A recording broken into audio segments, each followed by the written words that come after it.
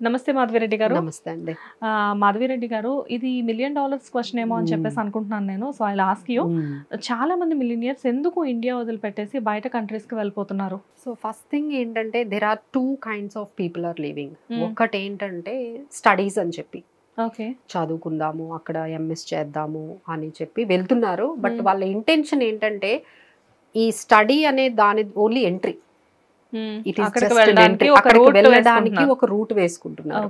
So అక్కడికి వెళ్ళిన తర్వాత వాళ్ళు చేసేది ఏంటంటే లైక్ కొన్ని అన్స్కిల్డ్ జాబ్స్ చేస్తూ ఉంటారు. అన్స్కిల్డ్ జాబ్స్ చేస్తూ ఇంకా వాళ్ళకి కావాల్సిన జాబ్ వచ్చేంత వరకు అక్కడ స్ట్రగుల్ అవుతున్నారు. ఎలా అయినా అక్కడ సెటిల్ అవ్వాలి, అక్కడ మనం సెటిల్ అయితే అక్కడ సిచ్యువేషన్ బాగుంటుంది, ఎందుకంటే డాలర్స్లో పేమెంట్ ఉంటుంది, తర్వాత లగ్జరీ లైఫ్ ఉంటుంది, లైఫ్ స్టైల్ బాగుంటుంది, అండ్ అంటే అంటే లైఫ్ అంటే కొంచెం స్టాండర్డ్స్ బాగుంటాయి అని చెప్పి వాళ్ళు ఎక్కువ మంది అట్లా. అంటే ప్లానింగ్ ఏంటంటే చదువు కాదు మెయిన్, వాళ్ళ ప్లానింగ్ ఏంటంటే వెళ్తున్నప్పుడే అక్కడ ఉందామనే ఉద్దేశంతోనే వెళ్తున్నారు. ఓకే, అవును. ఎంఎస్ చేసి ఎవరు వెనక్కి తిరిగి ఎవరో వందలో ఒకళ్ళు వస్తున్నారండి. సో ఇది వాళ్ళ ప్లాన్. ఇట్లాంటి వాళ్ళే ఎక్కువగా వెళ్ళిపోతున్నారండి మన దగ్గర జనరల్ గా. ఇంకొకటి ఏంటంటే మన దగ్గర అన్ఎంప్లాయ్మెంట్ కూడా చాలా పెరిగిందండి. మీకు తగ్గట్టు స్కిల్ కి మన ఇండియాలో అంత పేమెంట్ రావట్లేదు అనేది అయితే ఉంది. అంటే మీ దగ్గర మంచి స్కిల్ ఉంది, మంచి డిగ్రీస్ ఉన్నాయి, అంతా ఉన్నా మీకు పేమెంట్ అనేది అంత రావట్లేదు.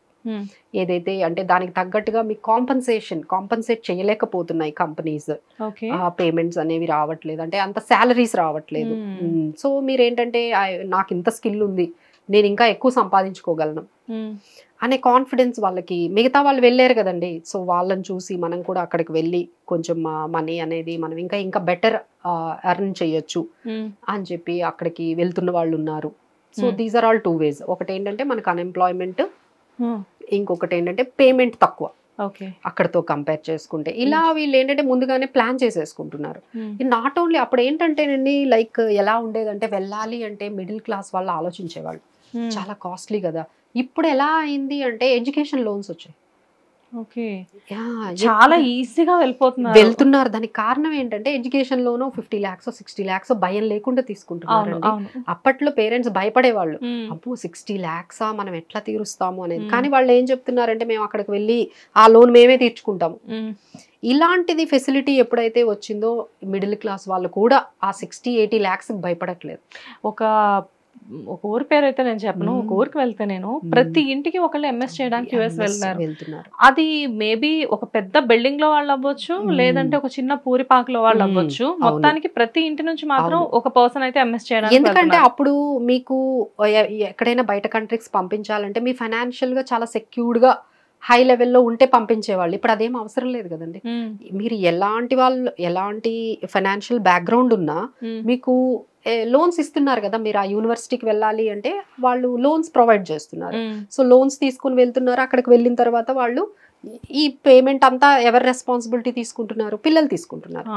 తీసుకుని ఎడ్యుకేషన్ లోన్ లో మనకి ఇంకా ఇంపార్టెంట్ ఏంటంటే మీకు ఏమి ప్రిన్సిపల్ అమౌంట్ అడగరు, మీరు ఏ ఈఎంఐలు కట్టక్కర్లేదు, ఓన్లీ ఇంట్రెస్ట్లు కడితే చాలు. అది మీ జాబ్ వచ్చిన తర్వాత కడితే సరిపోతుంది. ఆ ఫెసిలిటీ ఉంది కదండి. సో ఆ ఫెసిలిటీని అందరూ వాడుకుంటున్నారు. ఓకే, మనం 2 years వరకు ఏమీ పెద్దగా ప్రెషర్ ఉండదు మనకి ఈఎంఐలు. ఎప్పుడైతే మనకి జాబ్ వస్తుందో, ఎంఎస్ అయిపోయి చదువు ఎప్పుడైతే అయిపోతుందో అప్పటి నుంచి పేమెంట్ అనేది వస్తుంది కదా. దీనివల్ల ఎఫోర్డబిలిటీ అనేది పెరిగిపోయింది. ఈ ఎఫోర్డబిలిటీ పెరగగానే అందరూ అన్ని స్టేజెస్ లో ఉన్న వాళ్ళు కూడా, అన్ని క్లాసెస్ వాళ్ళు కూడా పంపించేయగలిగే సిచ్యువేషన్ కి వచ్చారు. ఇప్పుడు ఏంటంటే నాట్ ఓన్లీ యుఎస్, అప్పుడు ఏంటంటే కొన్ని కంట్రీస్కే వెళ్ళేవాళ్ళండి యుఎస్ అట్లా. ఇప్పుడు అలా కాదు కదా, కెనడా వెళ్తున్నారు, యూకే, ఆస్ట్రేలియా, న్యూజిలాండ్. అసలు there is everywhere we're seeing people are moving at different countries. ఈ కంట్రీ వీసా రిజెక్ట్ అయిందంటే ఇంకో కంట్రీ. కానీ మేడం చదువుకోవడానికి వీళ్ళు వెళ్ళడం వరకు ఓకే, కానీ పెద్ద పెద్ద డాక్టర్స్ వెళ్తున్నారు, సాఫ్ట్వేర్ ఇంజనీర్స్ వెళ్తున్నారు. అంటే ఎంఎస్ చేయడానికి వెళ్ళి ఇంక అక్కడే సెటిల్డ్ అయిన వాళ్ళు కొంతమంది అయితే ఎంబీబీఎస్ కూడా కొన్ని కంట్రీస్ లో చీప్ గా ఉంది అని చెప్పేసి అక్కడికి వెళ్ళిపోయి అక్కడే సెటిల్ అయిపోతున్నారు. దీని వల్ల మన ఎకానమీ కూడా చాలా దెబ్బతినే ఛాన్సెస్ ఉంది కదా. ఎందుకంటే వాళ్ళు అక్కడ అక్కడికి వెళ్తే వాళ్ళకి కొంచెం సెక్యూరిటీగా ఉంటుందండి. అంటే మేము చాలా మంది క్లయింట్స్ తో మాట్లాడతాం కదా, అక్కడ సార్ మరి మీకు అక్కడ ఎక్స్పెన్సివ్ అంటే, ఎందుకమ్మా ఎక్స్పెన్సివ్, మాకు ఎడ్యుకేషన్ అంతా ఫ్రీ, పిల్లలకి హెల్త్ అంతా కూడా గవర్నమెంట్ సెక్యూర్డ్ గా చూసుకుంటుంది, రిటైర్మెంట్ కూడా మనం ఉంటే మాకు రిటైర్మెంట్ పెన్షన్లు కూడా వస్తాయి, మాకు సోషల్ సెక్యూరిటీ ఎక్కువ ఉంటుందండి కంపేర్ టు ఇండియా. సో అందుకని ఓకే మనం అక్కడికి వెళ్తే ఒక్కసారి కానీ సెటిల్ అయితే ఇక పిల్లల చదువులు కానీ మెడికల్కి సంబంధించిన ఈ ఇన్సూరెన్స్లు కానీ ఇవన్నీ కూడా అక్కడ కొంచెం సోషల్ సెక్యూరిటీ అనేది బాగుంటుంది. అంటే ఫ్యూచర్ని ఎక్కువగా వాళ్ళు మైండ్లో పెట్టుకొని అక్కడికి వెళ్ళిపోవడం అనేది జరుగుతుందండి. బట్ ఎనీహౌ అక్కడ అంతా ఇదంతా కూడా one side of the coin అనుకోండి. బట్ సెకండ్ మనం చూసుకున్నట్లయితే నిజంగా వెళ్ళిన వాళ్ళు అందరూ సక్సెస్ అవుతున్నారంటే లేదు. ఇప్పుడు ఈ ట్రంప్ వచ్చిన తర్వాత there are many things have been changed, not only in India, మిగతా కంట్రీస్లో కూడా ఎంప్లాయ్మెంట్ అనేది అంత ఎక్కువగా కనిపించట్లేదు. ఎకనామికల్ గా కొంచెం స్లో డౌన్ అవుతున్నాయి కాబట్టి సో అంత ఈజీగా అక్కడికి ఏంటంటే ఇండియాకి అక్కడికి ఏంటంటే ఇక్కడ కొంచెం ఇన్ఎక్స్పెన్సివ్ ఉంటాయండి. ఇక్కడ మనం చాలా తక్కువలో కూడా మనం చాలా లగ్జరీగా ఉండొచ్చు. అక్కడ అంత కాదు కదా, అక్కడ ఇన్ఫ్లేషన్ అనేది చాలా పెరిగిపోయింది. ఇప్పుడు ప్రతి ఒక్కరు ఆలోచిస్తున్నారు. ఇంకా అక్కడికి వెళ్తే మనకి ఏం డబ్బులు మిగలట్లేనప్పుడు ఎందుకు వెళ్ళాలి. అక్కడికి వెళ్ళారు అంటే ఇద్దరు వర్క్ చేయాలండి, వైఫ్ అండ్ హస్బెండ్. అందులో ఒక్కరే వర్క్ చేస్తే మాత్రం వెళ్ళడం వేస్ట్. ఇద్దరు వర్క్ చేస్తేనే ఒకరి శాలరీ అంతా కూడా ఎక్స్పెండిచర్కి అయిపోతే ఇంకొక శాలరీ మిగులుతుంది.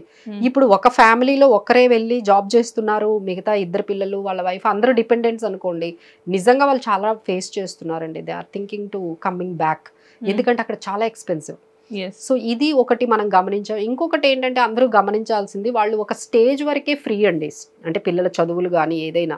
బట్ వన్స్ వాళ్ళకి ఆ ప్రైమరీ ఎడ్యుకేషన్ అయిపోయిన తర్వాత హైయర్ ఎడ్యుకేషన్ చాలా ఎక్స్పెన్సివ్ ఉంటుంది, అప్పుడు మీరే పెట్టుకోవాల్సి ఉంటుంది.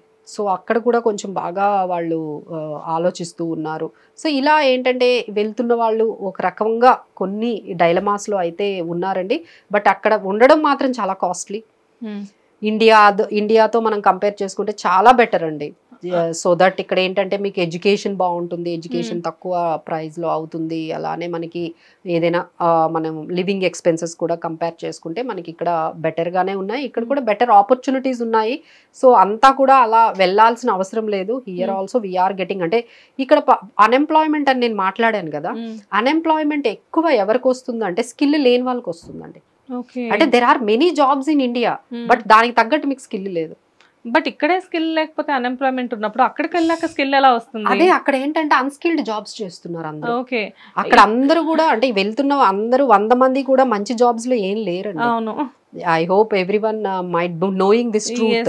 వాళ్ళందరూ కూడా అన్స్కిల్డ్ జాబ్స్ ఎక్కువ మంది. కాకపోతే ఇక్కడ రూపీస్ వచ్చేవి, అక్కడ డాలర్స్ వస్తున్నాయి కాబట్టి అంటే అక్కడ చేయడానికి వాళ్ళకి ప్రాబ్లం ఏమి ఉండదండి. అక్కడ మిమ్మల్ని ఎవరు గుర్తించరు కదా, మీరు ఏం జాబ్ చేస్తున్నారు ఏం చేస్తున్నారా అని అవసరం లేదు. మీరు మీ ఇంటికి డబ్బులు పంపిస్తున్నారా, మీ లోన్లు కట్టేస్తున్నారా, మీరు డబ్బులు సంపాదిస్తున్నారా, ఇక్కడికి వచ్చి ప్లాట్లు కొంటున్నారా, ఇవే చూస్తారు కదా. మీరు అక్కడ ఏం చేస్తున్నారని ఎవరికి తెలుసండి. అవును. So that is also a reason, like అబ్బా ఇక్కడ ఇలాంటి మనం చేయలేం కాబట్టి అక్కడికి వెళ్ళి అన్స్కిల్డ్ జాబ్ అయినా సరే స్ట్రగుల్ అయి చేసేస్తున్నారు. అది నాట్ ఓన్లీ అండి, దుబాయ్ వెళ్తారు, ఖతార్ వెళ్తారు, ఈ అరేబియన్ కంట్రీస్ కి వెళ్తూ ఉన్నారు అందరూ కూడా. సో దట్ ఏంటంటే ఇదే కష్టం అనేది అక్కడ పడితే ఎక్కువ మనీ వస్తుంది. This is how people are. అంటే ఇక్కడ ఎంతైతే మనం కష్టపడుతున్నామో ఇంత ఈక్వలెంట్ కష్టం అక్కడ పడితే మనకి ఇక్కడ కన్నా 3 times ఎక్కువ సంపాదించవచ్చు. సో ఇలా వెళ్తూ ఉన్నారండి. బట్ వాళ్ళకు ఉన్నవైతే వాళ్ళ కష్టాలు అయితే వాళ్ళకు కూడా ఉన్నాయి. బట్ స్టిల్ ఎందుకంటే ఈ చేంజెస్ అనేవి ఒక రకమైన చేంజెస్ ఎప్పుడు మారిపోతూ ఉంటాయి రూల్స్. అప్పుడు మళ్ళీ ఏం చేయాలి, మళ్ళీ బ్యాక్ వచ్చేయాలి. అక్కడ జాబ్ పోతే ఎట్లా ఉండాలి, ఇప్పుడు అక్కడ కూడా జాబ్ లేకుండా ఎక్కువ రోజులు ఉండనియట్లేదండి. ఫస్ట్ థింగ్ రూల్స్ అన్ని మారిపోయాయి. సో వెళ్లే వాళ్ళందరూ కూడా ఇంకొకసారి అప్పుడులా లేదండి సిచ్యువేషన్. సో జాబ్స్ లేకుండా మీరు 6 months మించి ఉంటే they're asking you to leave. ఏదో వెళ్ళిపోయి ఫాస్ట్ గా సంపాదించుకుందాం అనుకునే కంటే ఒక స్టెప్ ముందుకు వేసేటప్పుడు ఆలోచించుకొని వేయాలండి. ఫైనాన్షియల్ గా మీ పిల్లల విషయంలో అవన్నీ కూడా ఎడ్యుకేషన్ మళ్ళీ అటు ఇటు చేంజ్ అయిపోతూ ఉంటే పిల్లలకి ఎడ్యుకేషన్ కూడా చాలా ఇబ్బంది అవుతుంది. అక్కడ వాళ్ళు అడ్జస్ట్ అవ్వలేరు. ఇక్కడికి వచ్చిన తర్వాత అక్కడ స్టడీస్ తో ఇక్కడ కంపేర్ చేసుకుంటే ఇక్కడ చాలా మనకి ఏంటంటే చాలా కాంప్లెక్స్ ఉంటుంది, అక్కడ చాలా ఈజీగా ఉంటుంది. అక్కడ చదివిన వాళ్ళు ఇక్కడ మళ్ళీ చదవలేరు. సో ఇలాంటివి చాలా ఉంటాయండి. ప్రాపర్ గా అన్ని ప్లాన్ చేసుకొని, ఎందుకంటే this is very huge decision కదా.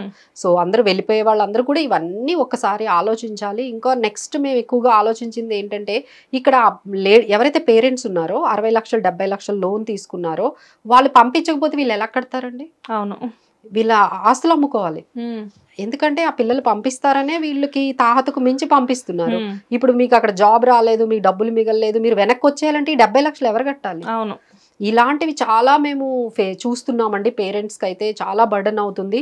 సో ఒక్కసారి రివర్స్ అయిందంటే మీరు ఇంత పెద్ద డెసిషన్ తీసుకునేటప్పుడు ఆ 70 లక్షలు కట్టడానికి మీకు ఎంత టైం పడుతుంది? ఎగ్జాక్ట్లీ. ఒకసారి కంట్రీ దాటామంటే గెలిచే రావాలి తప్పించి బ్యాక్ వచ్చారంటే విల్ బి మెస్ అండి. మీరు మళ్ళీ వచ్చి నేను ₹1,00,000 సంపాదిస్తానంటే 70 లక్షలు ఎన్ని సంవత్సరాల్లో తీర్చాలి? అవును. So very very tough. ఒక్కసారి అయితే ఆలోచించుకోవాలి. Thank you ma'am. Hit TV app, ఇందులో short news, live news, entertainment shows, movies, digital magazines తో పాటు మీ జిల్లా వార్తలను కూడా ఫ్రీగా చూడొచ్చు. ఇంకెందుకు ఆలస్యం, వెంటనే హిట్ టీవీ యాప్ ని డౌన్లోడ్ చేసుకుని ఫ్రీగా ఎంటర్టైన్మెంట్ పొందండి. Hit TV app. Hit TV app. Please download hit TV app. Hit TV app ని ఫ్రీగా డౌన్లోడ్ చేసుకుని ఎంజాయ్ చేయండి. మీకు నచ్చిన ఎంటర్టైన్మెంట్ కోసం హిట్ టీవీ యాప్ ని ఫ్రీగా డౌన్లోడ్ చేసుకుని ఎంజాయ్ చేయండి. హిట్ టీవీ యాప్ ని డౌన్లోడ్ చేసుకుని ఆస్వాదించండి, ఆశీర్వదించండి. ఇంతమంది సెలబ్రిటీలు హిట్ టీవీ యాప్ ని డౌన్లోడ్ చేసుకోండి అని చెప్తున్నారంటే ఎంత మంచి యాప్ ఆలోచించండి.